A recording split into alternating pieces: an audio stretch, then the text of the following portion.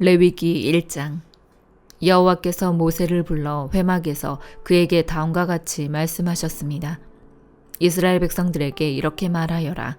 너희가 여호와께 예물을 가져오려면 너희는 가축 가운데서 소나 양을 너희의 예물로 가져와야 한다. 만약 서로 예물을 삼아 번제를 드리려고 하면 흠이 없는 수컷을 드려야 한다.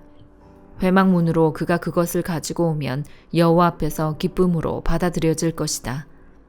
그가 번제물의 머리에 손을 얹어야 한다. 그러면 그를 위한 속죄제물로 기쁘게 받아들여질 것이다. 그는 여호와 앞에서 황소를 잡아야 하며 아론의 자손인 제사장들은 그 피를 가져다가 회막문 앞에 제단 사방에 뿌려야 한다. 제사를 드리는 사람은 번제물의 껍질을 벗기고 토막을 내야 한다. 아론의 자손인 제사장들은 제단에 불을 놓고 그 위에 나무들을 가지런히 놓아야 한다. 그 후에 아론의 자손인 제사장들은 번제물의 토막들과 머리와 기름이 있는 부위를 제단 위에 불붙은 나무 위에 두어야 한다. 그리고 제사를 드리는 사람은 제물의 내장과 다리를 물로 씻어야 한다. 그 후에 제사장은 제물의 모든 부분을 제단에서 불태워야 한다. 이것은 번제이며 여호와께서 기뻐하시는 향기로운 화제다. 만약 그 예물이 가축의 때 곧 양이나 염소로 번제를 드린다면 흠이 없는 수컷을 드려야 한다. 제사 드리는 사람은 여호와 앞에 있는 제단의 북쪽에서 그것을 잡아야 하며 아론의 자손인 제사장들은 제물의 피를 제단 사방에 뿌려야 한다. 그가 제물을 여러 조각으로 토막을 내면 제사장은 그 제물의 머리와 기름과 함께 제단 위에 있는 불붙은 나무 위에 올려놓아야 한다. 그는 제물의 내장과 다리를 물로 씻어야 한다. 그 후에 제사장은 그것 모두를 가지고 와서 제단 위에서 불태워야 한다. 이것은 번제이며 여호와께서 기뻐하시는 향기로운 화제다. 새를 번제물로 여호와께 드리려면 그 예물로 산비둘기나 어린 집비둘기를 가져와야 한다. 제사장은 그것을 제단으로 가져가서 새의 머리를 비틀어 끊고 제단 위에서 불태워야 한다. 새의 피는 제단 옆에 흐르게 해야 한다. 그 후에 그는 모이 주머니와 그 안의 내용물은 떼어내서 재버리는 곳인 제단 동쪽에 버려야 한다. 제사장은 날개 쪽지를 잡고 그것을 찢어야 하지만 아주 찢지는 말아야 한다. 그 후에 제사장은 그것을 제단 위에 있는 불붙은 나무 위에서 불태워야 한다. 이것은 번제이며 여호와께서 기뻐하시는 향기로운 화제다. 요한복음 20장. 그 주간의 첫날 이른 새벽 아직 어두울 때에 막달라 마리아가 무덤에 가서 보니 무덤 입구를 막았던 돌이 치워져 있었습니다. 마리아는 시몬 베드로와 다른 제자 곧 예수께서 사랑하시던 제자에게 달려가서 말했습니다. 사람들이 주의 시신을 무덤 밖으로 가져다가 어디에 두었는지 모르겠습니다. 그리하여 베드로와 다른 제자가 무덤으로 향했습니다. 두 사람이 함께 달려갔는데 베드로보다 다른 제자가 앞서 달려가 먼저 무덤에 이르렀습니다. 그 다른 제자가 몸을 굽혀 안을 살펴보았는데 고운 삼배만 놓여 있는 것을 보았으나 무덤 안으로 들어가지는 않았습니다. 그때 뒤따라온 시몬 베드로가 도착해 무덤 안으로 들어갔습니다. 그가 들어가 보니 고운 삼배가 놓여 있고 예수의 머리를 감쌌던 수건은 고운 삼배와 함께 있지 않고 따로 개켜져 있었습니다. 그제야 무덤에 먼저 도착한 그 다른 제자도 안으로 들어가서 보고 믿었습니다. 그들은 아직도 예수께서 죽은 사람 가운데서 살아나야 한다는 성경을 깨닫지 못하고 있었습니다. 그러고 나서 제자들은 자기들의 집으로 돌아갔습니다. 그러나 마리아는 무덤 밖에 서서 울고 있었습니다. 마리아가 울다가 몸을 굽혀 무덤 안을 들여다보니 흰옷을 입은 두 천사가 예수의 시신이 있던 자리에 앉아 있었는데 한 천사는 머리맡에 또 다른 천사는 발치에 있었습니다. 천사들이 마리아에게 물었습니다. 여인아, 왜 울고 있느냐? 마리아가 천사들에게 대답했습니다. 사람들이 내 주를 가져다가 어디에 두었는지 모르겠습니다. 이 말을 한 후 마리아가 뒤를 돌아보았을 때 예수께서 거기 서 계셨습니다. 그러나 마리아는 그분이 예수이신 줄은 깨닫지 못했습니다. 예수께서 마리아에게 말씀하셨습니다. 여인아, 왜 울고 있느냐? 네가 누구를 찾고 있느냐? 마리아는 그 사람이 동산지기인 줄 알고 말했습니다. 주여, 당신이 그분을 옮겨 놓았거든 어디에다 두었는지 말해 주십시오. 그러면 내가 그분을 모셔가겠습니다. 예수께서 마리아에게 마리아야 하시자 마리아가 돌아서서 히브리어로 라보니 하고 말했습니다. 이 말은 선생님이라는 뜻입니다. 예수께서 마리아에게 말씀하셨습니다. 나를 만지지 마라. 내가 아직 아버지께 올라가지 못했다. 너는 내 형제들에게 가서 내가 내 아버지 곧 너희 아버지 내 하나님 곧 너희 하나님께로 올라갈 것이다 라고 말하여라. 막달라 마리아는 제자들에게 가서 주를 보았다는 것과 예수께서 자기에게 하신 말씀을 전해 주었습니다. 그날 곧 그 주간의 첫날 저녁에 제자들은 유대 사람들을 두려워해 문들을 걸어 잠그고 모여 있었습니다. 그때 예수께서 오셔서 그들 가운데 서서 말씀하셨습니다. 너희에게 평강이 있을지어다. 이렇게 말씀하신 뒤 예수께서는 제자들에게 자신의 손과 옆구리를 보여주셨습니다. 그러자 제자들은 주를 보고 기뻐했습니다. 예수께서 제자들에게 다시 말씀하셨습니다. 너희에게 평강이 있을지어다. 아버지께서 나를 보내신 것처럼 나도 너희를 보낸다. 이 말씀을 하시고 나서 제자들을 향해 숨을 내쉬며 말씀하셨습니다. 성령을 받으라. 만일 너희가 누구의 죄든지 용서하면 그 죄는 사함 받을 것이요 용서하지 않으면 그 죄는 그대로 있을 것이다. 12제자 중 하나인 디두모라 불리는 도마는 예수께서 오셨을 때에 제자들과 함께 있지 않았습니다.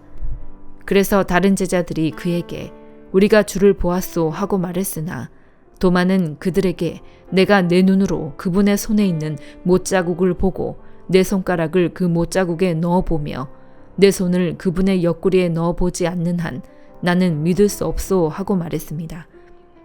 8일 후에 예수의 제자들이 다시 그 집에 모였고 도마도 그들과 함께 거기 있었습니다. 문이 잠겨 있었는데 예수께서 들어와 그들 가운데 서서 말씀하셨습니다. 너희에게 평강이 있을지어다. 그러고 나서 예수께서 도마에게 말씀하셨습니다. 네 손가락을 이리 내밀어 내 손을 만져보고 네 손을 내밀어 내 옆구리에 넣어보아라.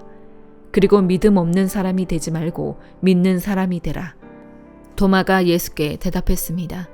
내 주이시며 내 하나님이십니다. 그러자 예수께서 도마에게 말씀하셨습니다. 너는 나를 보았기 때문에 믿느냐? 보지 않고도 믿는 사람은 복이 있다. 이 책에는 기록되지 않았지만 예수께서는 제자들 앞에서 다른 많은 표적들을 행하셨습니다. 그러나 이것들이 기록된 목적은 여러분들로 하여금 예수가 그리스도이시며 하나님의 아들이심을 믿게 하고 또 믿어서 예수의 이름으로 생명을 얻도록 하기 위함입니다. 잠언 17장. 마른 빵을 먹더라도 평안하고 조용한 것이 온갖 맛있는 음식이 가득하고도 다투며 사는 것보다 낫다. 지혜로운 종은 주인의 부끄러운 짓을 하는 아들을 다스리고 그 형제들과 함께 유산을 나눠 받는다. 도가니는 은을, 용광로는 금을 단련하지만 여호와께서는 마음을 단련하신다. 악인은 악한 말에 마음을 두고 거짓말쟁이는 못된 말에 귀 기울인다. 가난한 사람을 조롱하는 사람은 그 지으신 분을 비난하는 자요. 남이 당한 재앙을 기뻐하는 사람은 벌을 피할 수 없다. 손자는 노인의 면류관이요 부모는 그 자녀의 영광이다. 훌륭한 말이 어리석은 사람에게 어울리지 않는데 하물며 거짓말하는 입술이 통치자에게 어울리겠느냐. 뇌물은 그 뇌물을 쓰는 사람에게 요술방망이 같아서 어디에 쓰든지 안 되는 일이 없다. 허물을 덮어주는 것은 사랑을 구하는 것이요 문제를 자꾸 들추어내는 사람은 가까운 친구를 갈라놓는다. 어리석은 사람을 100번 때리느니 지혜로운 사람을 한 번 꾸짖는 게 더 깊이 박힌다. 반역하는 데만 마음을 쓰는 악한 사람은 잔인한 사람에게 잡힐 것이다. 어리석은 사람을 만나는 것보다 새끼를 빼앗긴 곰을 만나는 것이 낫다. 사람이 선을 악으로 갚으면 그 집에서 재앙이 결코 떠나지 않는다. 다툼을 시작하는 것은 댐에 구멍 내는 것과 같으니 다툼이 일어나기 전에 말다툼을 그치라. 악인을 의롭다 하는 사람이나 의인을 정죄하는 사람 모두를 여호와께서 싫어하신다. 어리석은 사람은 손에 돈이 있어도 지혜를 살 마음이 없는데 어떻게 지혜를 얻겠느냐. 항상 사랑하는 것이 친구이고 어려울 때 도움이 되려고 태어난 것은 형제다. 분별력 없는 사람이 서약을 함부로 하고 자기 친구를 위해 보증을 선다. 다툼을 좋아하는 사람은 죄를 좋아하고 집을 꾸미기 좋아하는 사람은 파멸을 구한다. 사악한 마음을 가진 사람이 잘 될 리 없고 거짓말하는 혀를 가진 사람은 고난에 빠지게 마련이다. 미련한 자식을 낳은 부모는 그 자식 때문에 슬픔을 당하고 어리석은 자식을 둔 부모는 기쁨이 없다. 즐거운 마음은 병을 낫게 하지만 근심하는 마음은 뼈를 말린다. 악인은 남몰래 뇌물을 받고 옳은 재판을 굽게 한다. 통찰력 있는 사람은 가까이에서 지혜를 찾지만 어리석은 사람의 눈은 땅끝에 있다. 어리석은 아들은 그 아버지에게 걱정을 끼치고 그 어머니의 마음을 쓰라리게 한다. 의인을 징벌하거나 고귀한 사람이 정직하다고 채찍질하는 것은 옳지 않다. 지식이 있는 사람은 말을 아끼고 통찰력 있는 사람은 성급해하지 않는다. 어리석은 사람도 조용히 하면 지혜롭게 보이고 입을 다물고 있으면 슬기로워 보인다. 빌립보서 4장. 그러므로 내 사랑하고 사모하는 형제들이여, 내 기쁨이며 면류관인 내 사랑하는 여러분이여, 이와 같이 주 안에서 굳건히 서십시오. 내가 유오디아에게 간청하고 순두계에게 간청하니 주 안에서 같은 마음을 가지십시오. 그리고 나와 멍에를 같이 한 진실한 동력자여, 내가 당신에게도 부탁하는데 이 여인들을 도우십시오. 이들은 클레멘트와 그 밖의 내 동력자들과 함께 복음을 위해 나와 함께 다름질하던 사람들이며 그들의 이름이 생명책에 기록되어 있습니다. 주 안에서 항상 기뻐하십시오. 내가 다시 말합니다. 기뻐하십시오. 여러분의 관용을 모든 사람에게 나타내십시오. 주께서 가까이 계십니다. 아무것도 염려하지 말고 오직 모든 일에 기도와 간구로 여러분이 구할 것을 하나님께 감사함으로 아뢰십시오. 그리하면 모든 생각을 뛰어넘는 하나님의 평강이 그리스도 예수 안에서 여러분의 마음과 생각을 지켜주실 것입니다. 마지막으로 형제들이여, 무엇이든지 진실하고 무엇이든지 경건하고 무엇이든지 의롭고 무엇이든지 거룩하고 무엇이든지 사랑할 만하고 무엇이든지 칭찬할 만한 일이 있다면 거기에 무슨 덕이나 무슨 기림이 있든지 이것들을 생각하십시오. 여러분은 내게서 배우고 받고 듣고 본 이것들을 실천하십시오. 그러면 평강의 하나님께서 여러분과 함께 계실 것입니다. 내가 주 안에서 크게 기뻐하는 것은 여러분이 나를 위해 생각하던 것이 이미 싹이 났기 때문입니다. 이에 대해 여러분이 관심은 있었지만 표현할 기회가 없었습니다. 내가 궁핍함으로 이런 말을 하는 것이 아닙니다. 나는 어떤 처지에 있든지 자족하는 법을 배웠습니다. 나는 궁핍에 처할 줄도 알고 풍부에 처할 줄도 압니다. 나는 배부르든 배고프든 풍족하든 궁핍하든 모든 형편에 처하는 비결을 배웠습니다. 내게 능력 주시는 분 안에서 내가 모든 일을 감당할 수 있습니다. 여러분이 내 환난에 함께 참여했으니 잘했습니다.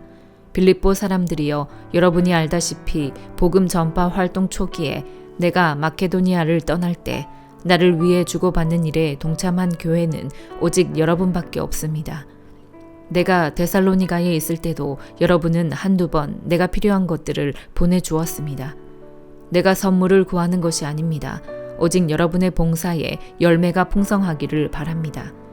지금 나는 모든 것이 풍족하고 넉넉합니다. 여러분에게서 온 에바브로디도를 통해 받은 것으로 인해 풍족하니 이것은 하나님께서 기뻐 받으실 향기로운 제물입니다. 내 하나님께서 그리스도 예수 안에서 영광 가운데 그분의 풍성하심을 따라 여러분의 모든 필요를 채워주실 것입니다.